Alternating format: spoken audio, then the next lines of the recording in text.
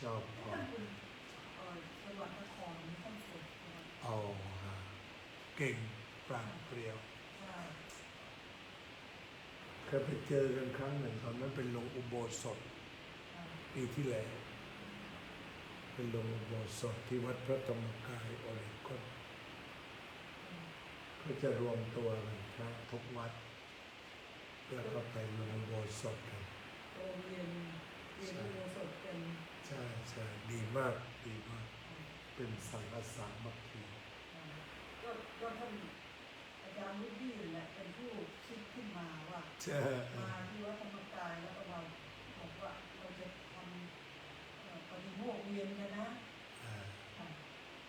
ตอนนั้นก็ไปฉันที่วัดชั้นเพลที่วัดธรรมกาย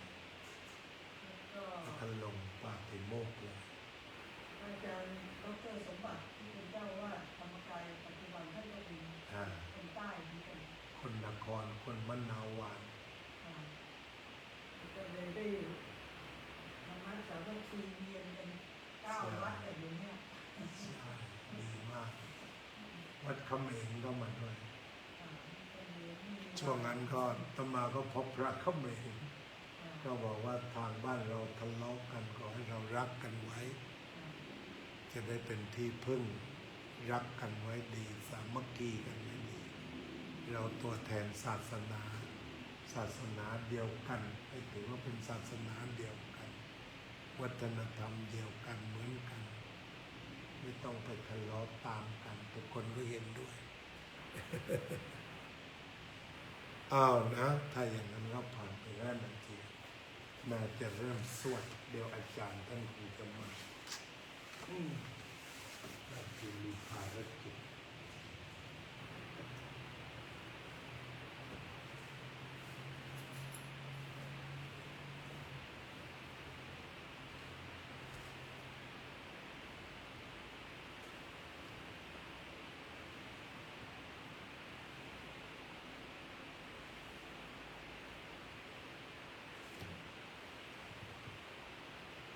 อะระหัง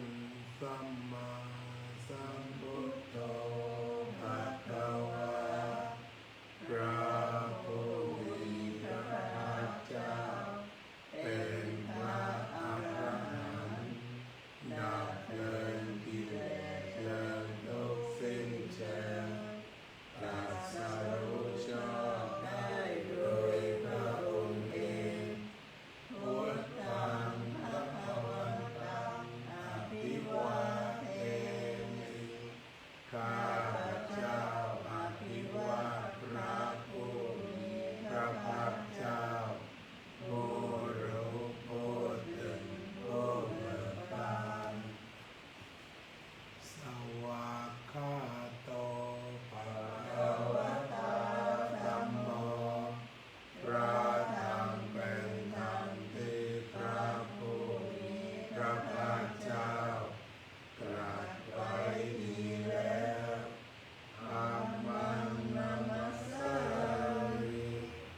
ข้าพเจ้านมัสการพระธรรมสุปฏิปันโนภะคะวะโตสาวกสังโฆพระสงฆ์สาวกของพระผู้มีพระภาคเจ้าปฏิบัติดีแล้วสังฆังนามามิข้าพเจ้านอบน้อมพระสงฆ์ปัญจมยังพุทธัสสะภะคะวะโตปุพพะ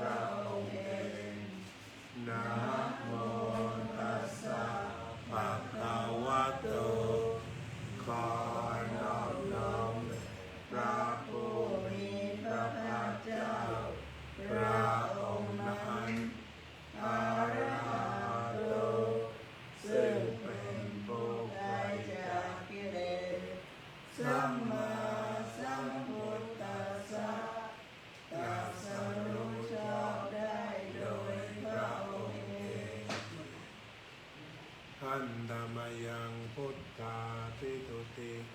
กโรมาเสโยโสตถาคตโตพระตถาคตเจ้านั้นพระองค์ใดอรหังเป็นผู้ไกลจากกิเลสสัมมาสัมพุทโธเป็นผู้ตรัสรู้ชอบโดยพระองค์เองเวชชาจรณะสัมปันโนเป็นผู้ถึงพร้อมด้วยวิชาและจรณะสุขโตเป็นผู้ไปแล้วด้วยดีโลกวิทูเป็นผู้รู้โลกอย่างแจ่มแจ้งอนุตตโรปุริสธัมมัสสารถิเป็นผู้สามารถฝึกบุรุษที่สมควรฝึกได้อย่างไม่มีใครยิ่งกว่าสัทธาเทวมนุษย์สานังเป็นครูผู้สอนเทวดาและมนุษย์ทั้งหลายพุทโธเป็นผู้รู้ผู้ตื่นผู้เบิกบานด้วยธรรมภคะวาเป็นผู้มีความจำเริญจำแนกคำสั่งสอนสัตว์โยอิมังโลกังสัทเทวกังสัมมารักสัพพะมังกังสัสสะมณะพรหมณิปัสสะเทวมนุสสะสะยังอภิญญาสัพพิจจโตปเวเทสิพระผู้มีพระภาคเจ้าพระองค์ใดได้ทรงทำความดับทุกข์ให้แจ้งด้วยพระปัญญาอันยิ่งเองแล้วทรงสอนโลกนี้พร้อมทั้งเทวดามารพรหมและหมู่สัตว์พร้อมทั้งสมณพราหมณ์พร้อมทั้งเทวดาและมนุษย์ให้รู้ตามโยธัมมังเทเสสิพระผู้มีพระภาคเจ้าพระองค์ใดทรงแสดงธรรมแล้วอาทิกัลยาณังไพเราะในเบื้องต้นมัจเจกัลยาณังไพเราะในท่ามกลางปริโยสานะกัลยาณังไพเราะในที่สุดสัทธังสัพพยัญชนะเกวะปริปุณังปริสุทธังพระมัจจยังปกาเสสิทรงประกาศพรหมจรรย์คือแบบแห่งการปฏิบัติอันประเสริฐบริสุทธิ์บริบูรณ์สิ้นเชิงพร้อมทั้งอัตตาพร้อมทั้งพยัญชนะตามังภะวันตังอภิปูชยามิข้าพเจ้าบูชาอย่างเฉพาะพระผู้มีพระภาคเจ้าพระองค์นั้นตามังภะวันตังศิรสานามามิข้าพเจ้านอบน้อมพระผู้มีพระภาคเจ้าพระองค์นั้นด้วยเสียงจ้าอันธมยังธัมมาภิทุ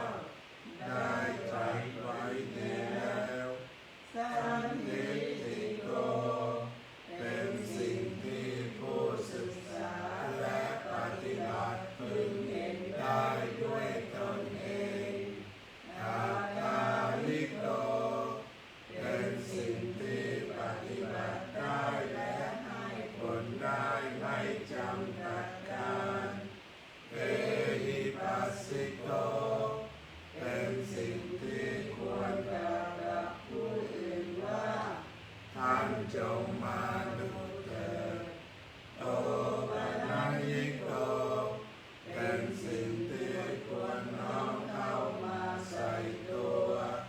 ปัจจตังเวทิตาเวนโยหิเป็นสิ่งที่ผู้รู้รู้ได้เฉพาะตนธรรมังอภิปูชยามิข้าพเจ้าบูชาอย่างเฉพาะพระธรรมนั้นธรรมังธัมมังศิรสานามามิข้าพเจ้านอบน้อมพระธรรมนั้น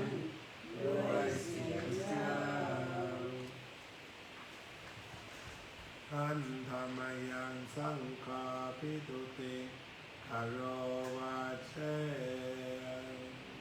โยโสสุปฏิปันโนภะคะวะโตสาวกสังโฆสงฆ์สาวกของพระผู้มีพระภาคเจ้านั้นผู้ใดปฏิบัติดีแล้ว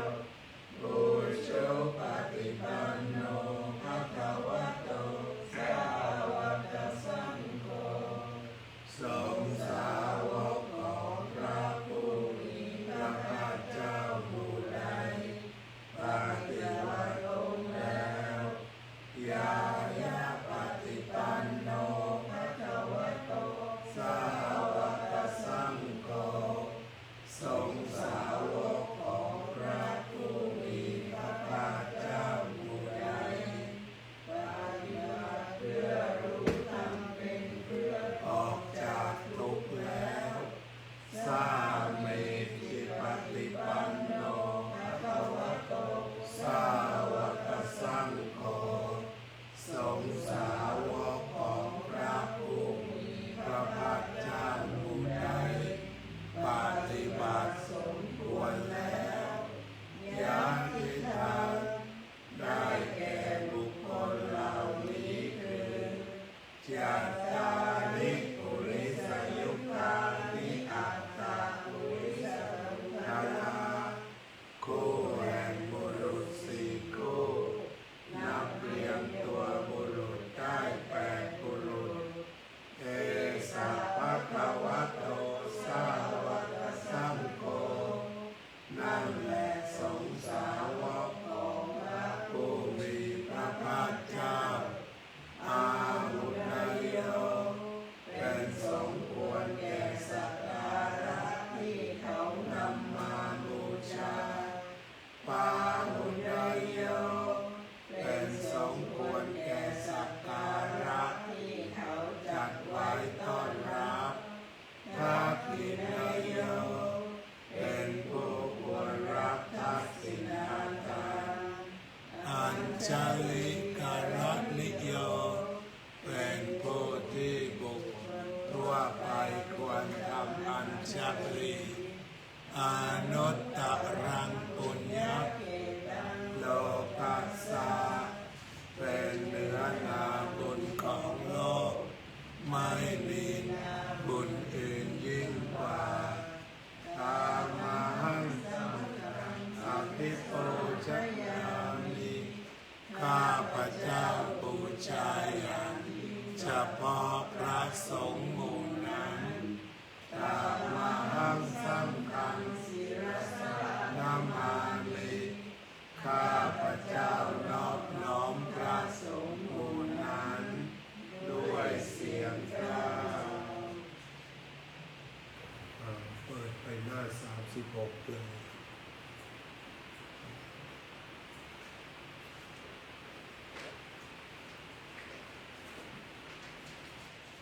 อันธรรมยังสัพพะปฏิทานกาตโยปนามาเสอัญญาสิกามิกาตัสสะญาณัญญานิกัตตานิเมเตสัจจภาคิโนโหนตุ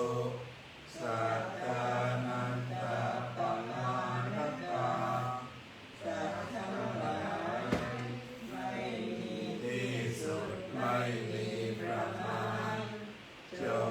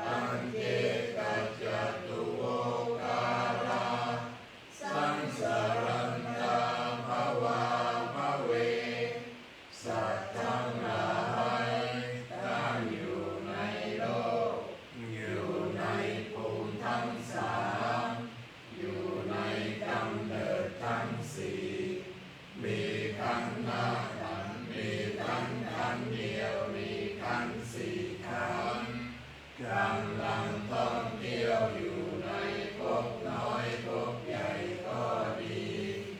ยะตังเยปฏิทานัมเมอานุโมทันตุเตสยันเยจิมังนัปปัจจานันติเทวาเตสัมมิเวทโยมสัตว์เหล่าใดรู้ส่วนบุญที่ข้าพเจ้าแผ่ให้แล้วสัตว์เหล่านั้นจงอนุโมทนาเองเถิดส่วนสัตว์เหล่าใดยังไม่รู้ส่วนบุญนี้ขอเทวดาทั้งหลายจงบอกสัตว์เหล่านั้นให้รู้มายาทินนานาปุญญานังอานุโมทนาเหตุนาสัพเพสัตตาสัตตาโหนตุอาเวลาสุขชีวิโนเขมาปะทัญญาปะปนตุเตสะสะสิจตังสุภาเพราะเหตุที่ได้อนุโมทนาส่วนบุญที่ข้าพเจ้าแผ่ให้แล้วสัตว์ทั้งหลายทั้งปวงจงเป็นผู้ไม่มีเวรอยู่เป็นสุขทุกเมื่อจนถึงบทอันเกษมกล่าวคือพระนิพพานความปรารถนาที่ดีงามของสัตว์เหล่านั้นจงสำเร็จเถิดอะระหังสัมมาสัมพุทโธภะคะวะพุทธังภะคะวันตังอะภิวาเทมิสวากขาโตอะระวะโตธัมโมธัมมังนามัสสามิสุปฏิปันโนภะคะวะโตสาวกสังโฆสังฆังนามามิท่านไปหาหมอเลยสององค์ ดิฉันคำโดนพูด พ่อไม่ได้มาครับ เปลี่ยนคำโดนพูดทราบก็เลยที่ดิฉัน เปลี่ยนแผนแล้ว โอเค ถ้าเป็นอย่างนั้นขอเชิญกล่าวคำถวายสังฆทาน เพื่อการติดตั้งต่อไปเอาถวายเสร็จค่อยจัดอาหารเอาเลย นะโมตัสสะภะคะวะโตอะระหะโตสัมมาสัมพุทธัสสะนะโมตัสสะภะคะวะโตอะระหะโตสัมมาสัมพุทธัสสะนะโมตัสสะภะคะวะโตอะระหะโตสัมมาสัมพุทธัสสะ อิมานิเอา มันเตหัตตานิสัพพริวารานินิพุสังคัสสะโอโนชยามะสาธุโลมันเตนิพุสังโฆอิมานิหัตตานิสัพพริวารานิปฏิคันหาตุธัมหา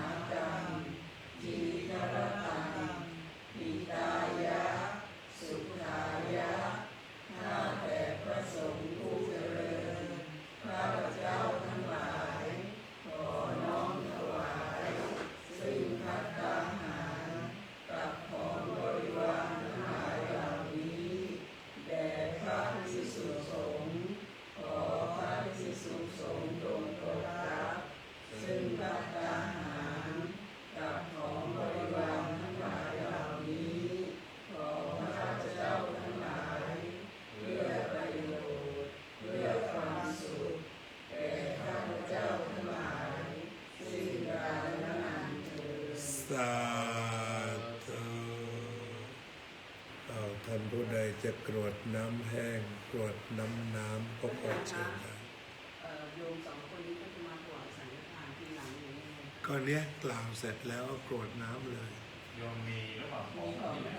เอามีอยู่ในประเกศเอามาประเกศถ้ามี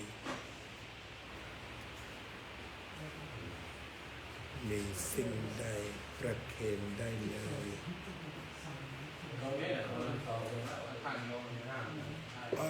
โยมช่วยดูช่วยแล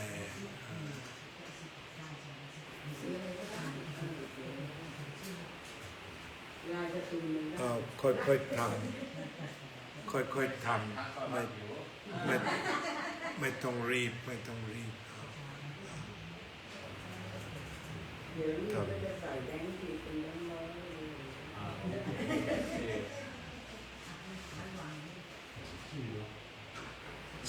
เขียนชื่อนามสกุล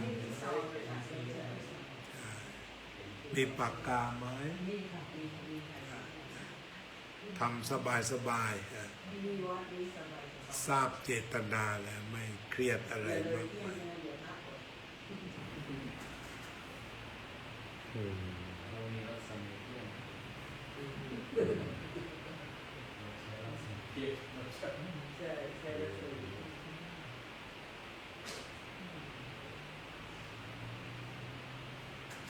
มีถวายสังฆทานในวาระอะไรบ้างไหมบางทีวันเกิดของโยมไม่ต้องบอกว่าจะได้สวดถูก ไม่ต้องเขียนลงไปในซองชื่อกับนามสกุลแต่เดี๋ยวรู้ก็จะได้อวยพรวันเกิดได้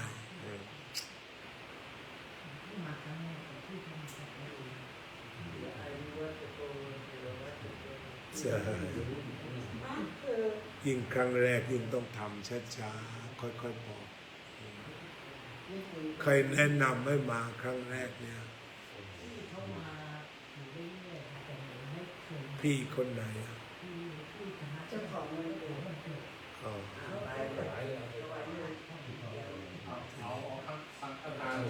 ทุกอย่างที่ตั้งใจแล้วที่ตั้งใจไว้แล้วทุกสิ่งทุกประการทุกสิ่งที่ตั้งจิตไว้ดีแล้วหลุดแล้วจะให้ถ่ายรูปให้หรือเปล่ามีบริการถ่ายรูปนะโอ้โยมหนักเลยโยมหนักที่เนี่ยยืนสั่นเลยเอาโยมแก่ไว้ก่อนถ้าจะถ่ายรูปเอาใช่ประเคนสั่นเลยนี่ไม่ได้แล้วพี่กล้องนะทางนี้มาทางนี้จะได้เห็นได้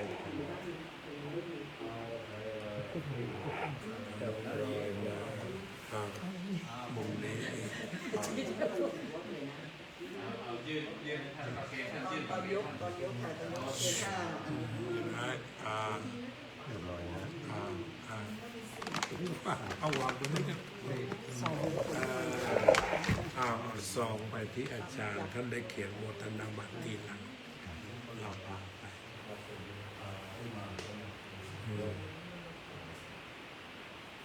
โยมก็จะได้ระลึกถึงพระคุณพ่อพระคุณแม่เนาะวันนี้เป็นวันเกิดโยมเนาะผู้ชายหรือผู้หญิงที่เกิดโอเคถ้าอย่างนั้นก็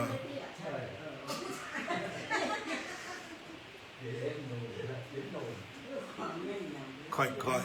อยๆนะ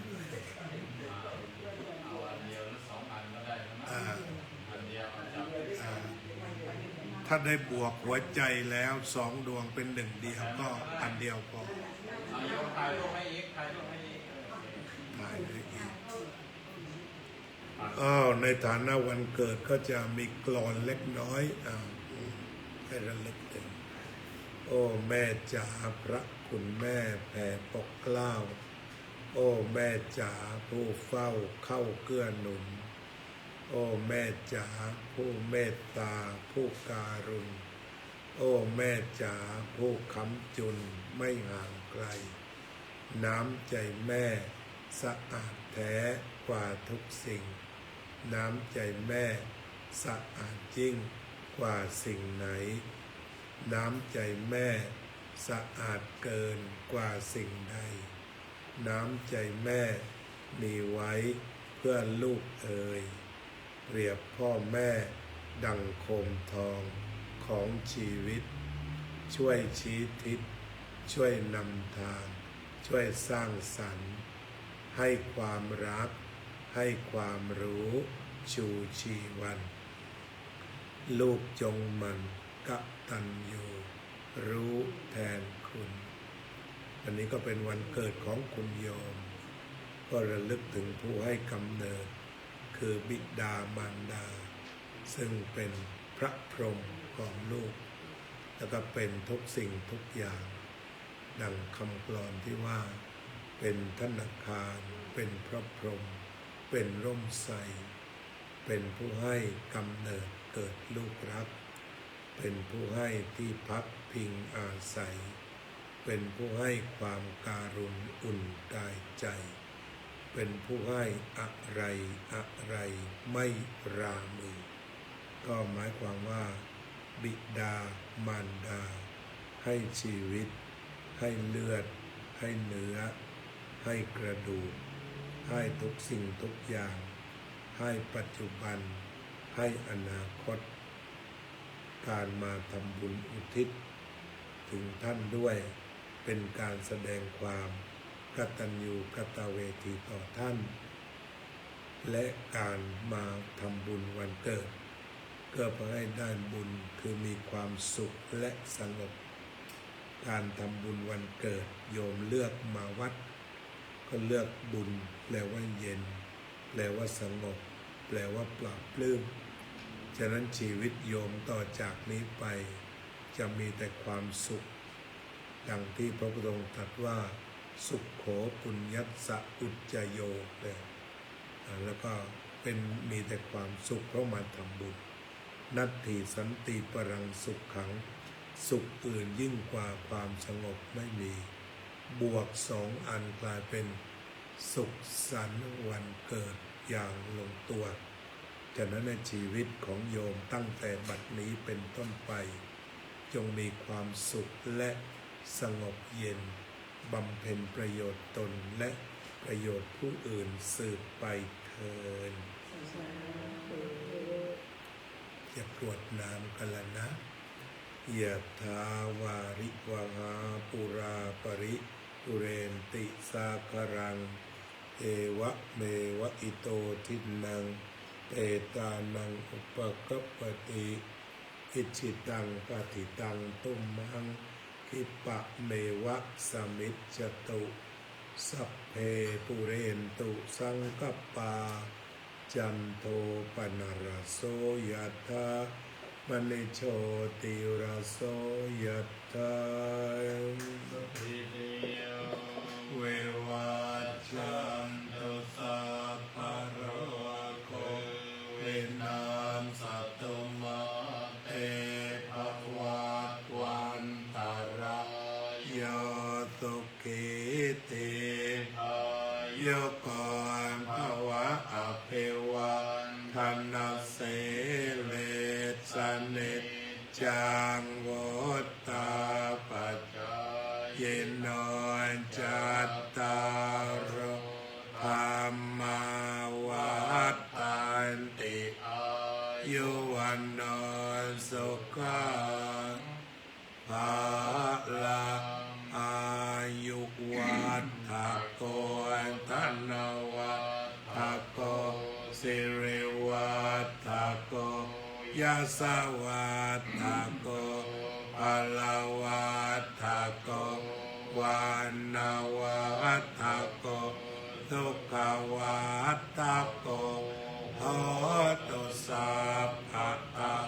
เกิดกะโรคาปายะเวระโสกา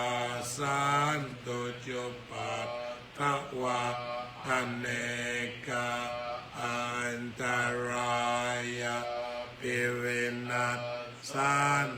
จเตชะสะชัยยเสติทะนังสติภาคายังพลังสิริอายุจาวันโนจะภวคะวัตติจายาสวะสัตวัสสะจะอายุจะชีวสิทธิภวันตุเตภวตุสัพพะมังคลังรัตตุสัพพะเทวตาสัพพะทานุภาเวนัสสตาโสติตุเตภวตุสัพพะมังคลังรักตุสัพพะเทวตาสัพพะมานุภาเวนัสสตาโสติภวันภวตุสัพพะมังคลังรักตุสัพพะเทวตาสัพพะคานุภาเวนัสสตาโสติภวันตุเตปฏิสังขายโยนิโสปิตาปะตังเนวตวายาดาวตายาธนายานาวิปุสนายายาวะเทวาอิวัสสะทิฏฐิยายาปนายาวิงสุปารติ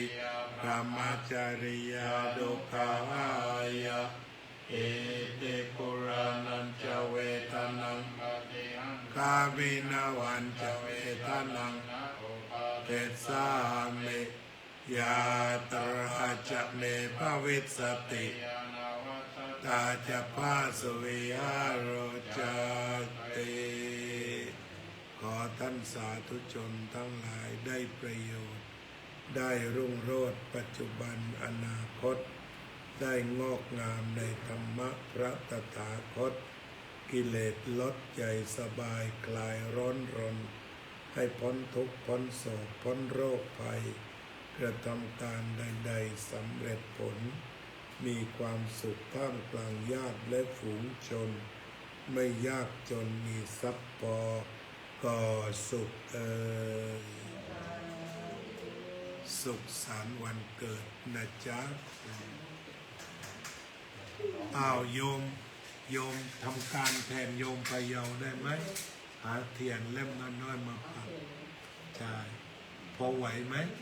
ทำการแทนลองดูในเก๊ะจะได้แฮปปี้เบิร์ธเดย์ให้โยมอ้าวโยมเซตอัพได้เลยทั้งเปิดทั้งตั้งเรียบร้อยโยมน้อยลองดูถ้าไม่นั้นเราเทียนเล่มใหญ่นี้ที่ปักอยู่แล้วก็ได้